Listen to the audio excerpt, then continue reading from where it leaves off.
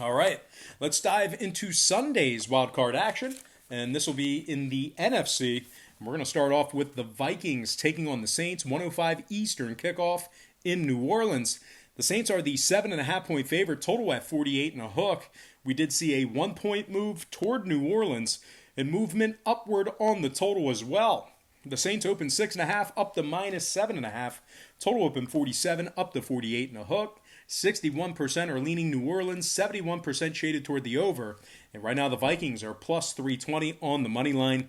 Vikings losers in their last two straight, just 2 and 3 straight up in their last 5. They're ranking the bottom 10 in passing, bottom 5 in offensive time of possession. They failed to cover against the likes of Chicago, Denver, and Washington this year. They scored 20 points or less in 3 out of their last 4. They're ranking the bottom 10 in defensive time of possession as well. So their offensive shortcomings certainly affecting the defense as well. Defensively, they're 21st in pass yards allowed on the road. Kendricks, Cook, and Madison are questionable. Minnesota covering just 40% of their games when catching points, and they're just 1 and 3 against the spread as the official road dog. Now, one more thing to add about Minnesota, they're covering just 29% of their games taking on winning ball clubs. Now, New Orleans on the other side, I don't know how they're the number 3 seed at 13 and 3, but that's just the way it worked out. But New Orleans 13 and 3 overall for the year. They are the number 3 seed. 6 and 1 straight up in their last 7, 5 and 2 against the spread in those 7 games. They rank in the top 3 in scoring, top 10 in passing. Drew Brees, after missing a good chunk of the year, still threw for almost 3,000 yards. He's completing 74% of his passes, and he's thrown for 27 touchdowns.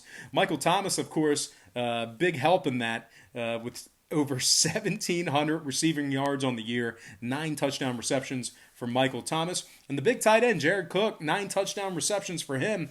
He's certainly a favorite target of Breeze and Teddy Bridgewater combined. Jared Cook getting the job done once again with 9 touchdown receptions out of that tight end spot. Now, New Orleans ranks in the top 3 in offensive time of possession, top 10 in offensive yards per play. Alvin Kamara and Latavius Murray, they got 5 rushing touchdowns apiece. Kamara also has 533 yards receiving out of the backfield. And when it comes to this New Orleans defense, they can get the job done on the defensive side of the ball as well. They rank in the top 10 in pass yards allowed at home, top 10 in rush yards allowed at home. Cam Jordan, 15.5 sacks on the year, 18 tackles for loss. And Demario Davis, 111 tackles, 4 sacks for him. Williams, 4 picks. Bell, 5 fumble recoveries. Keep an eye on Bell. He is listed as questionable, although we should see him in action.